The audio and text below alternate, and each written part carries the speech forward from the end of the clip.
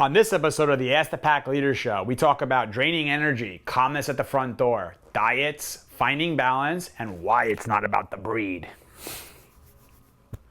What's going on, Pack? Steve Del Savio from the Ask the Pack Leader Show. Another day in a row of getting this done. We started a little late today because Adam and I had a little, we call them like a therapy session, but it's funny, we just talk, and it'll start with like a quick topic, like I'll be like, hey, it's really interesting this, and then it goes on for like 40 minutes. We're like, fuck, we just went 40 minutes without actually filming the podcast. We could have filmed the whole podcast just talking about it. We were just talking about masculine and feminine in both men and women. We were talking about diet. We were talking about like energy, state of mind. It was just on and on. Like just the masculine and feminine thing we talked about for a really long time. I actually went to a little workshop. What I'm doing, guys, just so you know, is I go around and I go to certain workshops, I follow people, and I start studying them and seeing, is there anything here that can enhance what we're teaching about dogs and energy, right? Energy is the most core thing. It's really what the animal world is teaching about energy. And then we're specifically using dogs because to me, they're the ones that are in human lives already, and they're actually an animal that is, in their psychology, very beneficial for a human to have a relationship with. So that's what we're doing. And then on top of that, I'm trying to find other ways in addition to that humans can really find a true understanding of themselves, of other humans, and energy in general. So I actually went on the weekend. We had a session with one of the senior producers at the Dodo, which went amazing. She had a dog named Storm, who I guess she found through her work at the Dodo.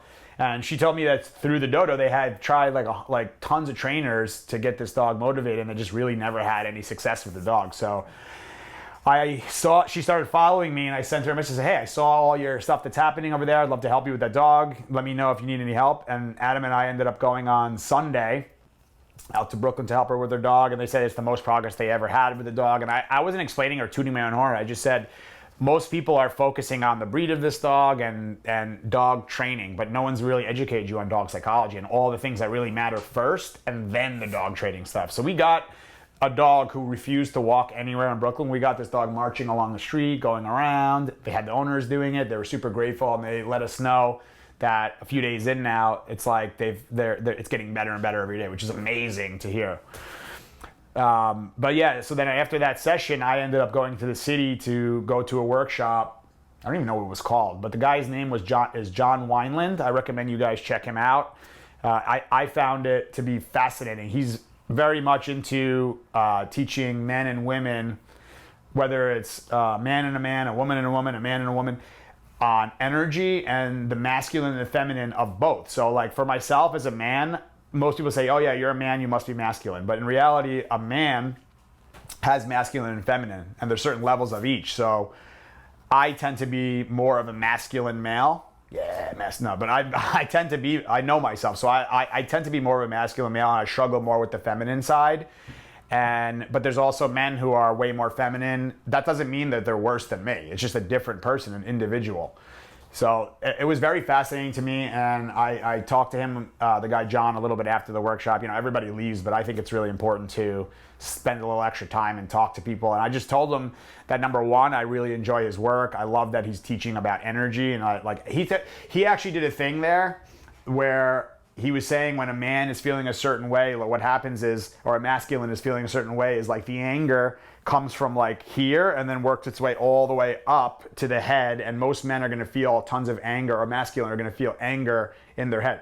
Even catch me, by the way, that I keep saying masculine and men, right? Did you notice that?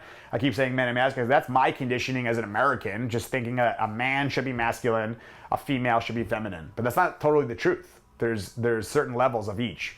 So he was talking about how the energy comes up through here and gets stuck here in the head, and that's when a guy's like yelling and it's disconnected from the heart.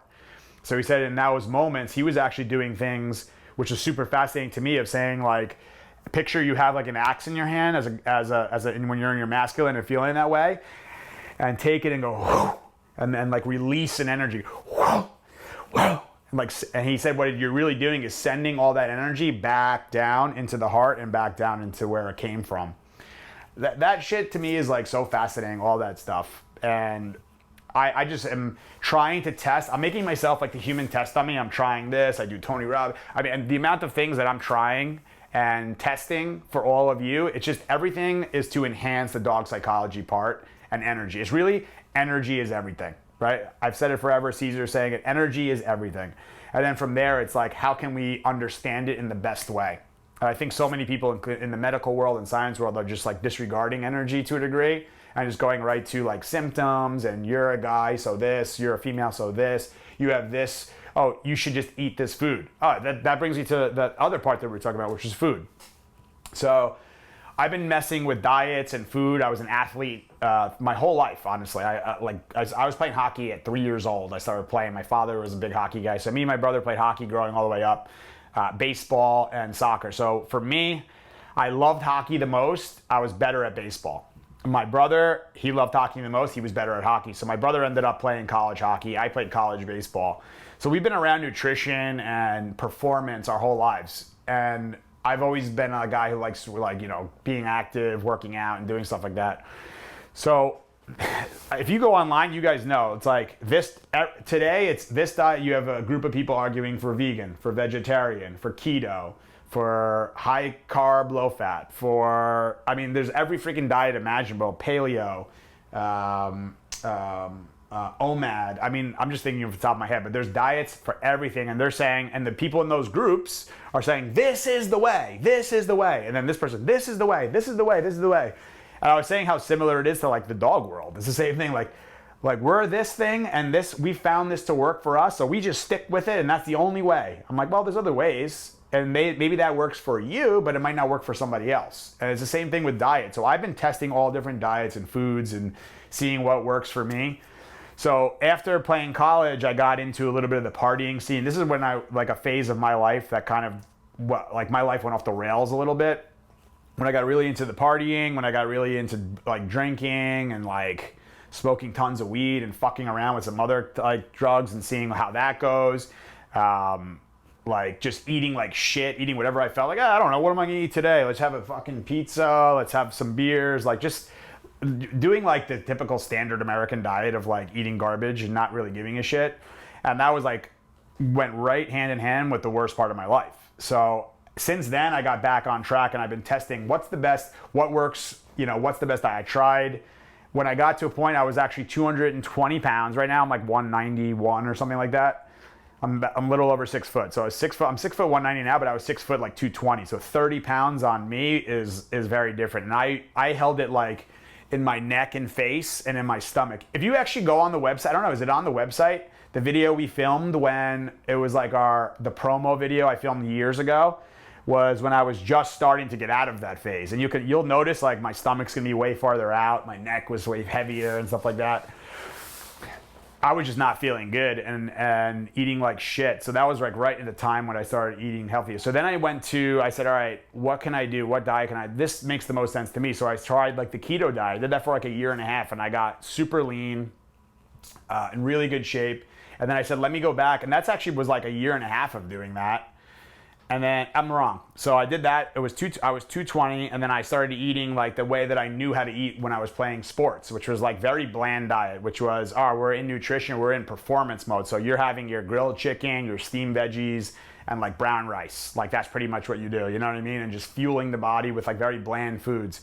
That only lasted so long. I said, let me try another way. And then I did the keto thing, which was, you could eat much more delicious things, but it was very restrictive in the sense that I couldn't have like really any fruits, no sugars, no breads, no pastas, nothing like on that thing.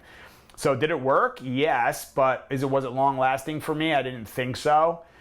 To me, I found it to be the best because that's where I got the leanest. I felt like I was way more energized and all that stuff. But then I got off it to see like, let's see what happens if I start having, go back to having carbs and stuff like that. And I've been doing that for a little bit now in moderation, but I've been noticing myself having more brain fog, feeling a little bit more tired and sluggish. So now I'm on to a new one, right? Which is I've come to the conclusion, I don't know why it took me this long, because it makes so much sense of what I do with dogs, is every dog is an individual, so you have to treat them as such. Every human's an individual, so you have to treat them as such. Of course, the foundation should all be the same, but how you get into the specifics depends on the individual. So let's just say dog psychology, I want to keep them we always have the same foundation of energy is everything, instinctual needs of the dogs, exercise, discipline, affection, rules, boundaries, limitations, excitement, calmness, what do you nurture? But then from there, all right, what else works for this dog? But when I pet this dog a certain way, he gets tense about that. So let me not pet him that way, and let me pet him underneath the chest. So there's gonna be specifics for everything. So same thing with a diet. Diet, what works is whole foods, not processed, not tons of sugar, not shitty oils like these, all the vegetable oils and all the garbage that is really screwing people up. So the foundation is the same, but then what? What comes from there? Well, people will say, vegetarians tell you eat vegetables all the time. All right, well, maybe that works for those groups. And I really think that these groups what they did was they found the specific diet that actually worked for them and found them success, but then they think that's supposed to work for everybody. So there might be people, there's literally people who I've researched who eat only red meat. And they said they're the healthiest, their numbers are amazing and stuff like that. There's people who only eat vegetables, only. And the numbers are great, they're feeling healthy, they feel their best. So what works for the individual body, right? So what I'm gonna be doing soon, another test for you guys, I'm making myself another test dummy, is I'm gonna be following a protocol by a guy named Dr. Michael Ruscio. I think I have that right. And the book is called Healthy Gut, Healthy You. I read the book, I finished it, I found it fascinating, the book. It's all about diet. If you guys want to check it out, read it. I'm not going to get too much into it. But he has a thing called the Action 8 plan, which is 8 steps to finding the right diet for you. So it's going to be one where I'm going to be doing a 4-day fast. So I'm not going to have food for 4 days, but I'm either going to be having like some sort of lemon water type thing or bone broth type meal for 4 days. Then it's about like removing certain of the not so good bacteria in your gut and increasing the good bacteria in your gut, and then starting to test food. So you keep it very simple where we're saying like, all right, so now after the fast, the first day I'm gonna try one type of protein and one type of vegetable. How do you feel? Next day, another type of protein, another vegetable. How do you feel? So you just test that over and over and over. So I can find, the point of that is to say like, hey, eat your vegetables. Well, what if asparagus is something that agitates me, but doesn't agitate Adam, right? So he might be yelling at me, dude, you need to eat your asparagus. It's best for you. It's so good for you. It tastes great, blah, blah, blah. But for me, it doesn't taste that great. I don't feel that good having, asparagus. So it's what works for the individual body. So I'm going to be testing that out for myself and doing that whole thing. I'm really excited to do it. I think it's just like, again, the thing where you just have to find out what works for you. And just like every dog is totally different. Like let's just say a dog comes in who's insecure or dominant. Okay, the foundation is going to be the same of how I deal with that, but then the particulars, meaning like what specific foods or what specific techniques, behaviors that I do with that dog are going to change also. It depends on the individual dog. So something I do with Luna might be different than something I do with Charlie, right? So everyone is different. So check it out. Check out that book and let me know what you guys think. I'm going to be doing it, so I'm already going to start this weekend doing that stuff. And if you guys have any questions on it, definitely hit me up. I would love to do it with you guys. Anyone who wants to do it, it would be awesome to do that together. What else did I want to talk about? Anything else? Finding balance. With what? With everything. Tying it all together. It's really about like just the balance of to me it's balance. There's nutrition, there's workouts, there's mind. So it's body, mind, heart, all need to be fulfilled, right? So if I am working on my mind, that I only meditate, but I do nothing for the body, I'm gonna be in balance. If I do only workouts, but I do no meditations, I know many people like this, by the way, who do tons of workouts, they're in great shape, but they're anxious. Or you see someone who's out of shape, but they're calm. You know what I mean? Or you have someone who's in a great relationship, they're tapped into their heart and their emotion, but they don't really do workouts, but they're calm. Like, to me, all of them need to be met. So that's what I'm trying to do, is find that balance and help you guys and tell you what worked for me. And not saying what worked for me is going to work for you. I'm just going to give you what worked for me. If it worked for me to do, eat this type of a diet, try it out. And this is what worked for me, but maybe it won't work for you. I don't know. If this type of meditation works for me, that's worked for me, I'll let you guys know. It's just one that I'm going to just keep making myself a test dummy and trying to figure out what works for all you guys. Keyword dummy. Just kidding. Keyword dummy. Steve the dummy. Yeah. All right, let's get into some of these questions because we have limited time. We have limited time here. Yeah, check out the podcasts. They're coming out day after day. So I hope you guys are liking them. And thank you for the feedback. If any of you guys sent me the feedback on YouTube on things you like or on Instagram, I've been getting a bunch of messages, a bunch of the comments. It's super helpful. And yes, one of the most common ones is, hey, you switch topics a lot. I know. I'm working on it. That's my mind, and that's actually something I just talked about to Adam, that one of the superpowers of life, I believe, of hyper performers is being able to focus on one task. So me as an entrepreneur, I'm gonna say, let's open up this bit within Pack Leader Dogs, walking, boarding, training, camp, grooming. Like I'll just keep going and going and going instead of just focusing on let's make sure the camp is proper. Let's make sure this, let's start buying apartment buildings. Let's do let's build a rescue. Let's do like I'll just get crazy instead of just focusing on the one thing. So yes, focus. I'm gonna work on my focus for you guys. Thanks for helping me with it, by the way. Why does my phone keep going off? All right, let's get into the questions here. Let's see who's talking shit to me right here. Okay. I had to answer that. That's one that's, we're actually doing a go home today, so they were asking me about what they wanted me to do with that dog, so we got to make sure we do stuff. All right, let's get into the questions. So first question here. I love reading these because this is like, let's see what they have for me today. So Peyton Ramsey, how often do you recommend draining your dog's energy? Every other day? Every day? Every day.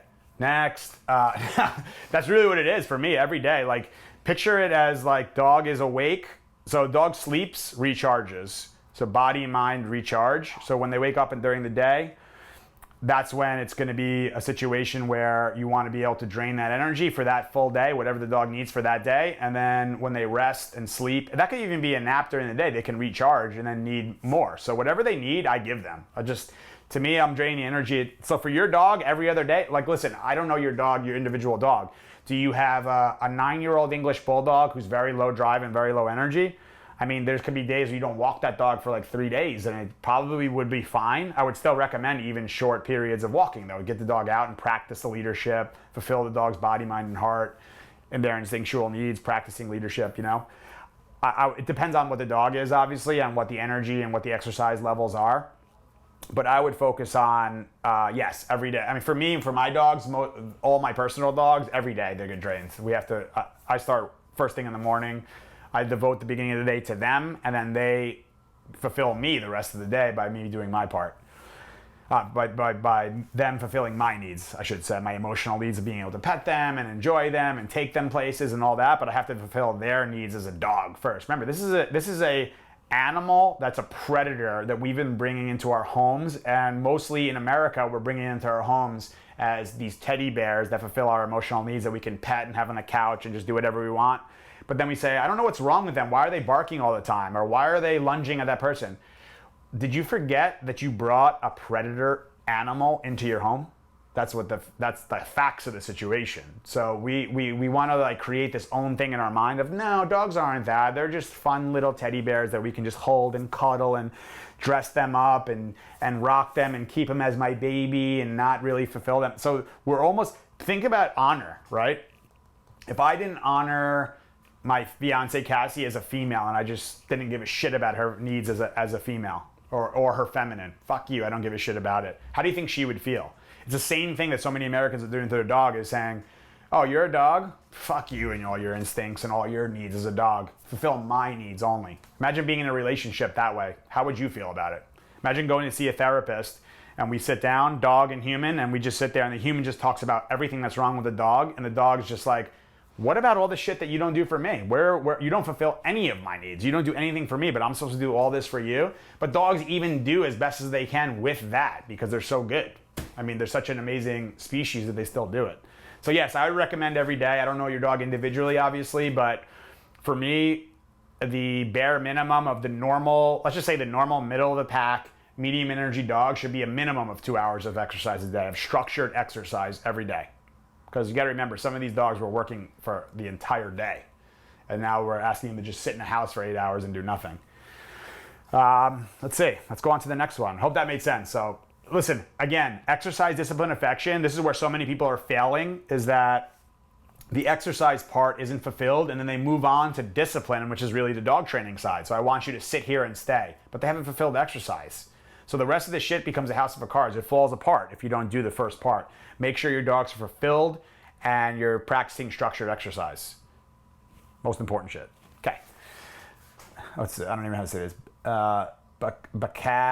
K626. How do you create calm when people come to the door? My dog. Becca? Huh? Is it Becca? Becca K? I don't know. Baka. Whatever. Baka. Bakak. It says Bakak 626. Get your head out of the gutter. Why are you laughing? That's the name. Horrible.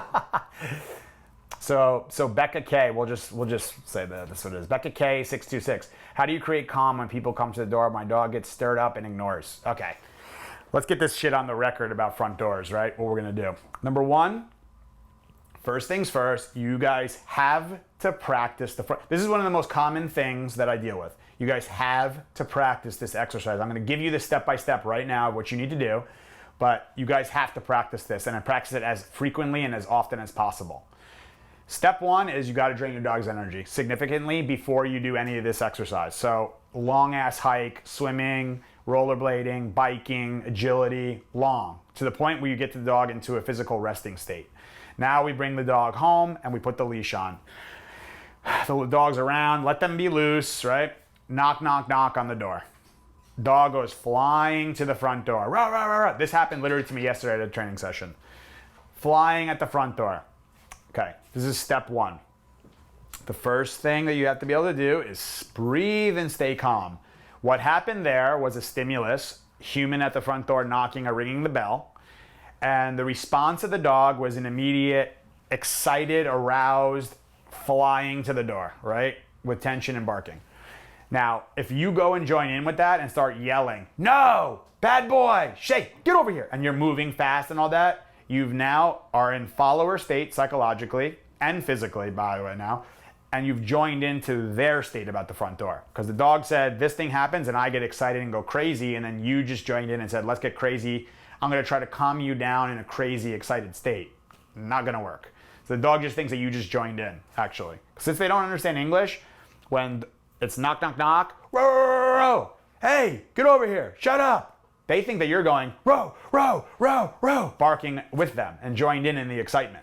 So that's why you're failing with this situation, because you're trying to achieve calmness from an excited state of mind. Doesn't work that way. Calmness overrides excitement. Excitement and excitement just make more excitement. So breathe, stay calm. This is why meditations and breathing exercises separate from this are really good, because you can practice and you know what to do in those. Okay, now let me go walk over and see. So dog loses it, right? Step one is you're gonna calmly approach the door, grab the leash from that dog, because you've already put a leash on the dog, remove them from the door, and as long as it takes, you're pulling up on the leash and calming the dog down there. While they're going through it, going through that, you need to have a guest who is willing to stand there if it takes 20 minutes, 30 minutes, an hour for this dog to calm down. They're willing to stay there to help you with this thing. So you have to get to calmness there, as long as it takes. So most people say, like, I've tried it doesn't work. It works, it just means that you gave up before the dog gave up in that moment. So giving up just means the dog surrenders to the fact that we're going to do calmness at the door. Or you're gonna surrender and say, fine, let's just do excitement at the door. Let's just open the door and let the guy in, or let the girl in. So create the calmness as long as it takes. Putting in the time is what matters. So you achieve the calmness. Step two, the door opens, human standing there, the dog may lose it again. So now we're in step two. Calm the dog all the way down again. You hold up on the leash with pressure. As the dog settles, you remove the pressure if you're using a slip lead. But just as long as it takes to calm this dog down in that moment. And you have to have in your mind, so this is the other part of it, you have to have in your mind that this is going to happen and no matter what, right? A lot of people say, I'll try this. So the feeling and belief already is that this may not work, but let's go into the how-to or the execution part. Doesn't work that way. You have to be like, this is going to work and we are going to accomplish this shit today no matter what. The how-to, we're gonna figure it out. I know the steps because Steve on the Ask the Pack Leader show just gave me the steps. So now it's up to me to actually just follow through on this part, right? So it's just a matter of doing as long as it takes in that moment. You're just not gonna give up. let's just say I came into your house. I love using this analogy. People think I'm like nuts when I say it. But let's just say you're sitting in your house and someone breaks the door down and walks in with an AK-47 and walks up to you and says, hey, you have 30 days to have this dog stop barking at the front door, or I'm going to come back here and I'm going to kill both of you. Later, and then walks out. And you knew that guy was serious, that girl was serious. Do you think you would take the time at the front door to actually solve this problem? You would, because your feeling or belief would be, I have to do this shit. And I'm going to figure out the how-to or execution, however I need to find this out. I have to do this. I will do this. And by the way, this applies to a lot of shit in life. Like, I'm going to, do this in my career, or I'm going to find this level of fitness, or I'm going to really go for it with this passion of mine. It's the feeling has to be that I will do this at all costs, and I'm not going to just give up because one thing went wrong, right? So that has to be the feeling is I'm going to accomplish this, right? So we're on step 2. We're taking as long as it needs yet again to calm this dog down.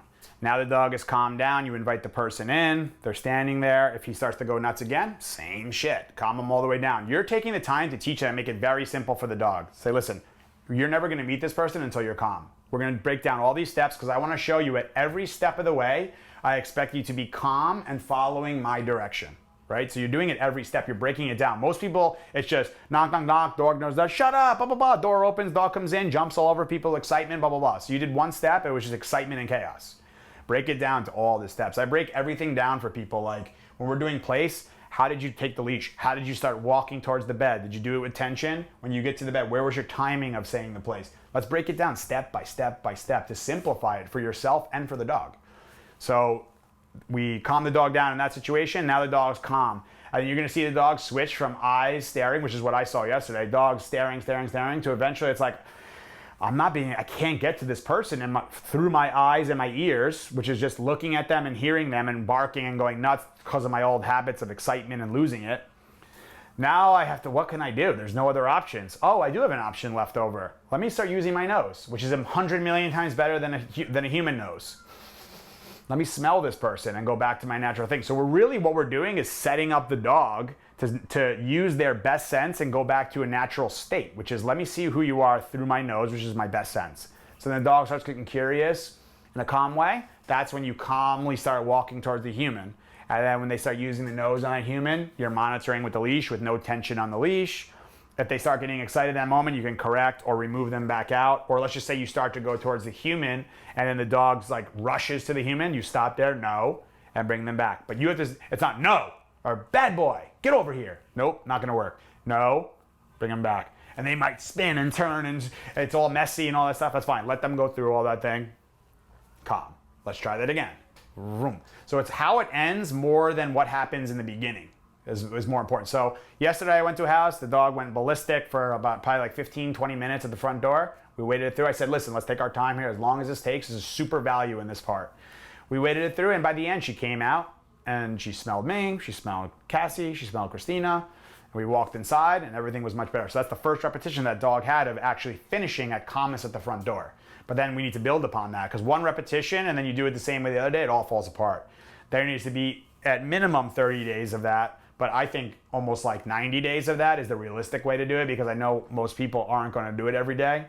So I think it's like 90 days of at the very least every other day you have to do it. So the dog really understands that. And we have to complete it each time. So it can't be like, I'm tired today, I'm not going to really do it. Nope, have to do it every single day.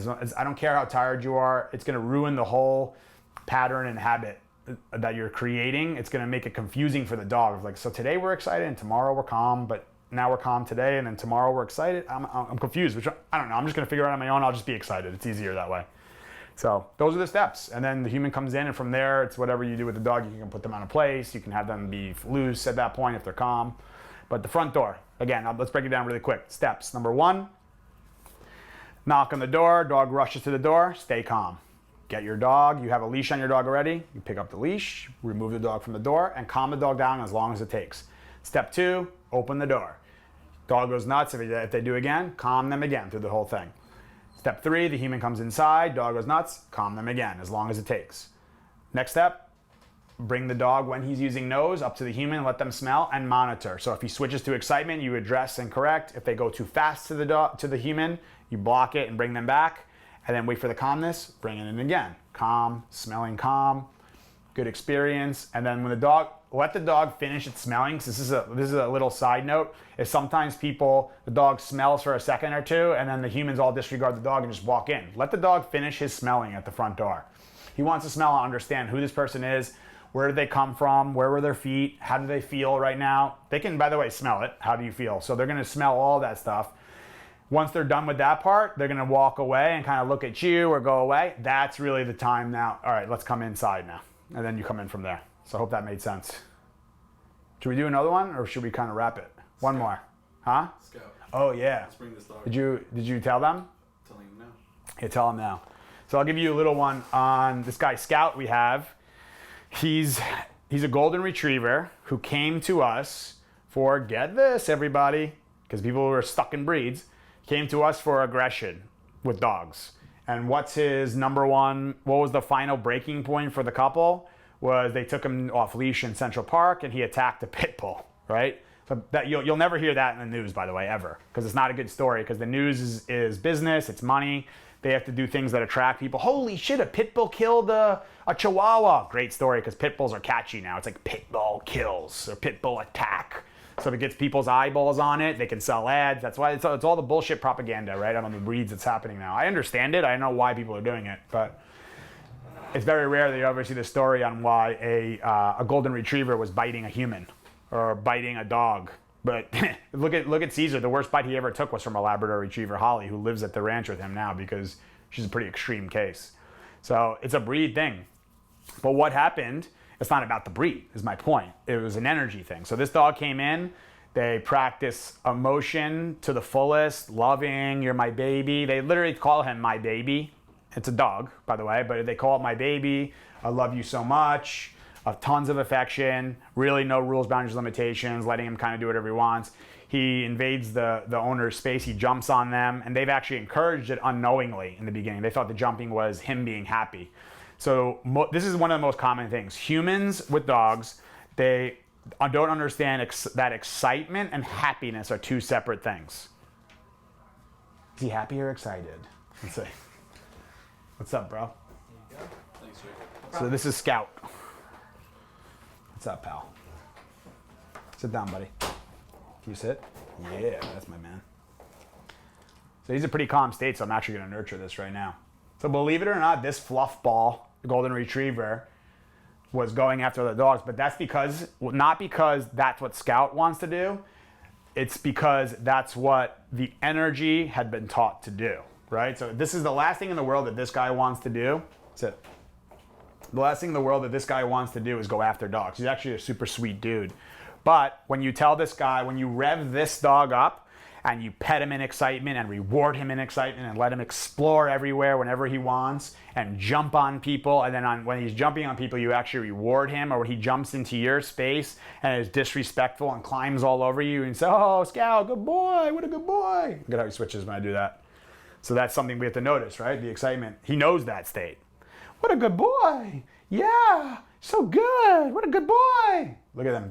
So right there, I know that shit. So that just shows you the world that he lives in, right? Which is like excitement, excitement, excitement. So when you supercharge this guy and create him to be an excited dude, sit. So look, I created some of the excitement, and now he knows that so well that it caused him to go into excitement, and I'm telling him, no, you got to stay here. So you're hearing some whining, which is, look. You hear it? So this is the anxiety that comes out because it's not allowed to be expressed in the body. But now, oh, you got me excited? Well, who am I going to jump on? What am I going to steal from the floor? Who am I going to bark at? What dog that yawning is really good too. What dog am I going to go after to release all this excitement? So humans supercharge these dogs with excitement, thinking that it's happiness, which is a separate thing. Excitement and happiness are separate. So you have calmness and excitement. You have happiness and unhappiness, right? So my preference of a dog is always calmness. I shouldn't say always, but mostly calmness, and then happiness. And then also excited under my control with the happiness. I really never want unhappiness in a dog. But so many dogs. But this guy, with them having the theory, or the owners and humans, these aren't the only people who trust me. This is all over the world because it's my inbox is flooded with this stuff. Is humans believe, when you're under the belief system that excitement and arousal is happiness, you're going to create way more excitement and arousal, because what do you want? You want your dog to be happy. But in reality, that's a flawed formula because it's not the truth. This is what gets caused, is anxiety in a 1-year-old dog already, who's like sitting still for him is and this guy has already been on a 2-hour walk. Look at all the he's going through it. So this is again this is what actually me and Adam were talking about, stress in life, right? There's good and bad stress. So is people say, well, when they yawn, they're in a stress state. Technically, I guess I would agree with that, but there's good and bad stress in life. This is growth. So would you say somebody who is in, let's just say a drug addict who is in withdrawals, who's going through the withdrawals, and they're shaking and they're throwing shit and all that, are they stressed? Of course, but it's in a growth state because we're getting them off of a chemical and we're bringing them to a much more healthy, balanced state of mind so they can live the rest of their lives. So this is all healing. Rehabilitation just means healing. I'm healing this guy and restoring him back to his former state, which is actually, believe it or not, a middle of the pack, fun, happy-go-lucky golden retriever. He's a sweet guy. And can you believe, looking at this dude, that you would think that he would be off leash in a park and be attacking pit bulls? Like, you would never think so. But if you charge him up with excitement, of course that can definitely happen. So that's what happened with this dude. So we've been practicing a lot of calming things, slowing him down. Like he would eat his food like it was his last meal or some shit. Like he hadn't eaten in 10 years. He would have it in the morning, and then he still was eating like a nut job, jumping on everybody. And people create the story too, by the way, of like, you know, they haven't seen the dog in a while, and the first questions they ask is, when can I pet them? When can I hug them? When can I kiss them? I'm like, that would be like if you came to a boot camp to get yourself in shape and you were working out every day, you were eating healthy, you're really on having good progress, and the first question the parent, like, you know, I had a kid, let's just say this is a perfect example. I have a kid who's like an obese kid who's disrespectful as hell, right? And he comes to like a camp, and we work on teaching him how to eat properly, how to do some workouts, teaching him about respect, calming him down, teaching confidence. Look, so I'm gonna hold the leash here. This is the old guy. So this is a good one. This is when people say he didn't sit right away. He will. Look, I'm just doing the fingertips. And then he sits. No emotion from me. I'm not mad at him. I'm not frustrated. He didn't sit right away. He's getting in. So right now, this is a perfect one too.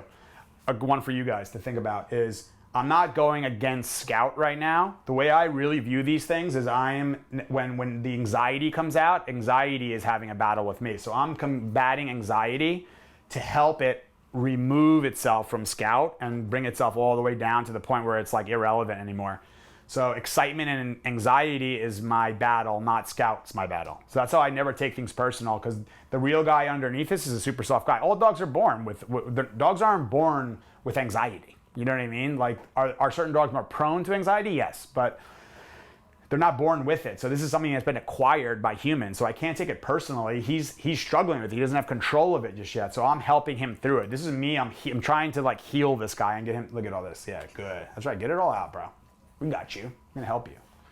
But this is what's been created by humans, and it's just ignorance. It's not like someone's stupid. They just don't know this stuff. I didn't know this stuff in the beginning. I didn't know that a dog who is excited isn't always happy. I thought the same things. I grew up in America. I'm just like everybody else. But then when I realized, oh, that's not the case. It's not always happiness. Because when you see a dog, how many times have you heard? Oh, I know I've heard it millions of times. Everything was going fine. He was even wagging his tail, and then he bit. That's because he was excited, but he wasn't happy. He was excited and aroused, but he was also tense about that human coming. Come on, closer. And then they bite. I bit. That's right. You're a good boy. Yes. So I wait for him to be in this calm state, and then I give him the affection. Yes. So I want to nurture calmness in Scout, not like excitement. So people want to say like, when can I pet him? When can I get excited with him? When can I have? Yeah, but I don't want to do all this stuff. It's mean. It's not good for him. So I just have to be mean to him all the time. And you know what I say right back to them? I said, well, your whole idea of what's mean and what's not is way different. You think it's mean to apply rules, boundaries, limitations, which are an instinctual need for a dog. So to them, it's required. They say, I need that stuff. And when you don't provide it, I got to figure it out on my own, and they become unstable. So I say, I think it's actually more mean to bring a dog into your life and not provide the instinctual needs that they need, right? So if I bring a dog into my life and just pump them up with excitement, they're going to live in a stressed state. Like this is a golden retriever who's just one who has trouble just staying in one spot. Could you imagine, like, picture an anxious person. If I brought someone who with anxiety here, they'd be sitting here biting their nails. How much longer do I have to sit in this chair? Like, when's the next thing that's happening? What's going on? Blah, blah, blah. But why? Because someone's nurtured the hell out of the excitement. Everything has got to be, look at how much yawning is happening from just sitting here. I'm just asking this guy to sit after a 2-hour walk. So it shows what's been nurtured so much in the brain. But if we start nurturing the calmness, now it's the opposite way. We have to actually start nurturing the calmness, not giving affection, not doing stuff. But people are just so stuck in their habits of they want to just say, like, they want to blame the dog, which is no accountability. They think there's nothing wrong with what they're doing, so there's no awareness either. And then the easy way to do things is, what's wrong with that dog? Train that dog. And you have people in society who are doing the same shit. They're saying, yeah, we got to train the dog. So the other humans and professionals are saying, we got to train the dog. I'm not training this guy. I'm rehabilitating this guy. This is why Caesar said it from the beginning. I'm not training him. There's some training that we do, yes, but I'm doing rehabilitation, healing this guy, restoring him to his former self, and then adding in some training. The training that's happening is for the humans. When they come throughout this thing, it's all about training. So if humans get stuck in their habits, and I understand it, and there's what I call like the destruction phase of like old beliefs and stuff, where they want to give it to me and say, well, when can he have fun? When can he do this? When can he do that? And I said, let's really break this down. So what is fun to you? What do you think is fun about when this dog sees you and he changes his entire state almost to the point of losing his mind and jumps on the human, knocking them into a gate, putting his mouth on the side? Do you think the dog's having like fun there? Not really. It may be perceived as fun, but it's an unhealthy thing. It's almost like a habit that's been created. Like, I do this every day and it seems like it's fun, but I really don't want to be doing this, but I just don't know how to stop it anymore. And no one's showing me how to stop it until they find us, and then we show them how to stop it. So again, the sitting part. Right.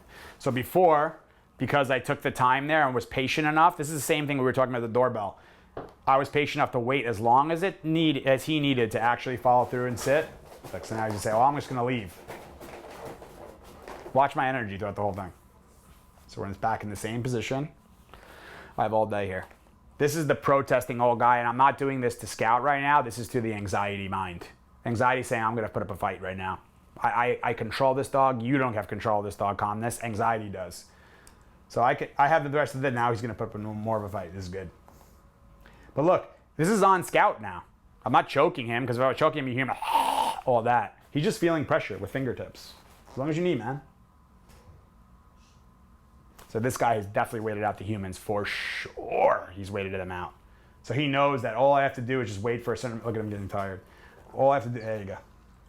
This is all reason. So he's adding more, there you go. He adds more resistance. So he actually, you saw him going there a little bit. I maintained the same pressure, but he started leaning and resisting more into it. Now he's thinking about biting the leash. Look at all the yawning that happens. This is all the things that go on with a dog like this. And we've had this guy for a while. Imagine what he was like on day one. It's, you know, this is why I tell people don't focus on the breed. You have to focus on the energy itself. So whether it's a golden retriever or a chihuahua or a Doberman pinscher or whatever, it's more to me important, like, what energy do you have? Who are you? Are you a passive, soft person? Because this guy just takes advantage. The owners are really nice people, you know what I mean?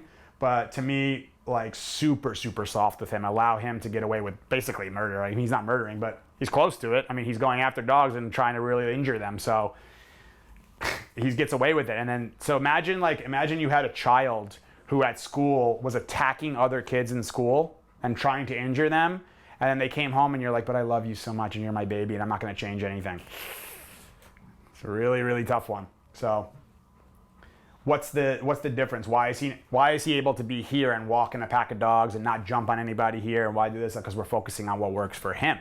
I'm helping him. I'm a human, so I have to be able to take the responsibility for my dog and see what works for him, not tell him, you just need to fit into some belief system that I have in my head that I refuse to change. It's never going to change. Like, then, you know what I mean? It's like those are people, and I'm not saying this is about these owners. I'm just talking about humans in general.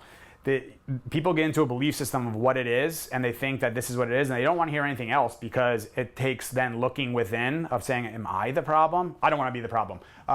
He's this, he came from somewhere, you know, rescue world. He was abused, he was this, blah, blah, blah. They just come up with all the story. And I'm like, I sit there in these sessions sometimes, all right.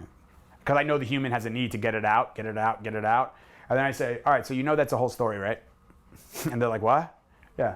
What you have right now is just an excited dog who's believing that he's leading and has no respect for you guys. And they're like, wait, what? So it's really understanding it. And we've been slowing. So for a guy like him who's prone to excitement, look at the follow through that we're doing now. So he's been doing a good job here. So I'll give him some more affection. So there's no more, he's like calming himself down. That's right. Look at the eyes. Yes. So this is the nurture. So how I give this feedback matters too, because most people would say, good boy, and get them so excited. And that's a good boy. Excitement. I'm giving feedback, but calm feedback here. That's my boy. Yes. Massage calmness. I want to keep you here. So what am I trying to create here? Calmness. So I'm going to pet him calm. That's my good boy. Yes. So he heard something, got alert. Affection stops. That's right. And when you come back here, the calmness is still here. Yes. That's my good boy. This is like deep respect, connection. The way these guys look at me is that what I truly feel is like, this guy finally understands me. All these humans didn't understand me. That's why I had to go after other dogs and I was jumping on everybody and trying to bite arms. But this guy gets me. And I finally have a stable leader to follow. And that's what our whole job is with the owners, of teaching them so they can become stable, calm, confident, certain owners. I think I just spit on myself too. But calm, confident. So then you have calm, confident, love, and joy. Calm, confident, love, and happiness, which you hear Caesar talking about all the time, which I agree with totally. It's a good boy. Very good. So how I give feedback matters. So it's just a matter of understanding. Imagine being in a world where no one understands you, but then finally you meet somebody who's like, this dude gets me, finally. But now I want him to feel that same way for his owners. I want his owners to be able to not have a story in their head of what it is that's been causing tons of problems. Remove that story, let's destroy that fake story, and let's have you be the ones who can now understand this guy so he can feel understood. Once they're understood, they're like, you understand me, finally. You're not hard on me, you don't create this crazy excitement, all that stuff. You're doing good, Scout. Very good boy. Awesome stuff. I know you guys like seeing the dogs on here, so we'll try bringing a dog on as much as we can so you guys can see that. I think that's a good little way to do it, of talk some bullshit in the beginning, answer some questions, and then maybe bring a dog on and describe that dog, because people seem to learn a lot from when I'm doing it with the dogs. But like we're doing it in the sessions and you guys are seeing a lot, but this I can actually talk to you guys directly about what the dog is. Really good stuff. I hope you guys are enjoying it. Keep me posted on the feedback. This was a little bit of a long one again. I'm trying to keep them short, but I just get so into this stuff. It's my passion, so I could talk to you guys forever about it. I know some people, it's hard because some people say longer, an hour and a half, 2 hours, keep talking, I'm hooked. And then other people are like I sometimes don't watch it because I wish it was only 30 minutes and it was only 30 minutes of info. So we're playing with everybody and seeing with what's the best way to do this whole thing. And by the way, he just laid down, which is amazing. So we'll end this on a good note, which is that. Love you guys. Hope you're enjoying the podcast. Give us the feedback, ask questions in the comments, send them to me on Instagram. We'll definitely get to them. And stay calm and confident. See you guys in the next one tomorrow.